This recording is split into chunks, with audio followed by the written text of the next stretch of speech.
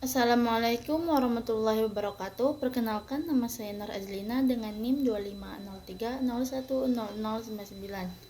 Di sini saya akan menjawab soal-soal UAS pengantar pendidikan.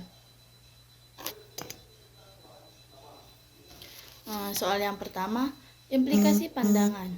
Fokus pada transfer ilmu pengetahuan saja dapat membuat siswa menjadi pasif dan hanya menghafal informasi. Kurangnya pengembangan aspek efektif dan psikomotorik dapat membuat siswa tidak memiliki keterampilan sosial dan emosional yang baik. Implikasi pandangan yang kedua, siswa menjadi aktif dan terlibat dalam proses pembelajaran.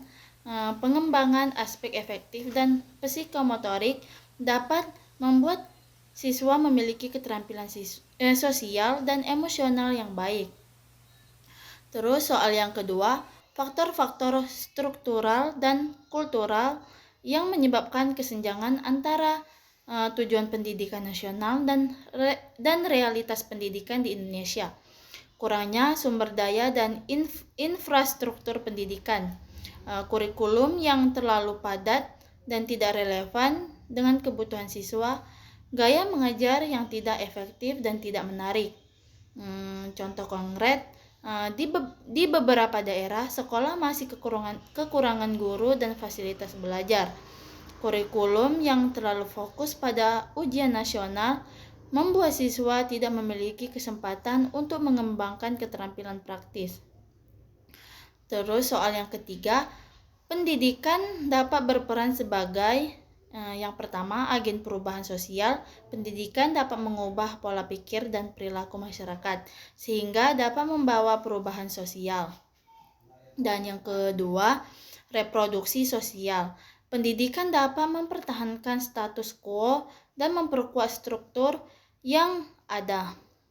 Contoh dalam konteks masyarakat Indonesia, pendidikan dapat membantu mengurangi kemiskinan dan meningkatkan kesadaran masyarakat tentang hak-hak mereka.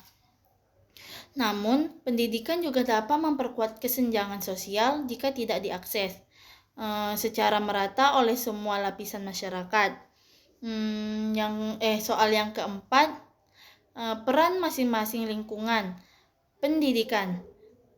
Yang pertama, keluarga membentuk karakter dasar dan nilai-nilai moral siswa. Yang kedua, sekolah membentuk karakter dan keterampilan akademis siswa.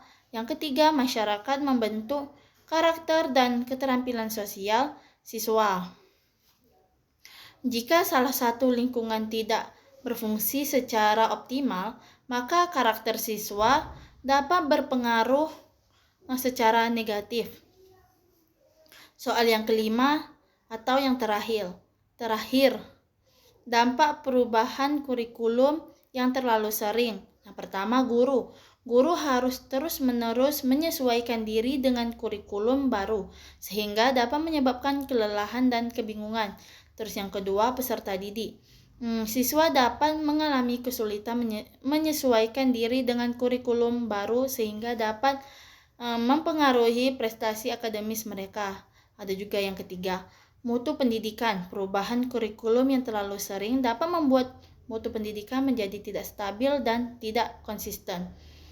Baiklah, itu saja yang dapat saya sampaikan. Terlebih dan terkurang saya mohon maaf.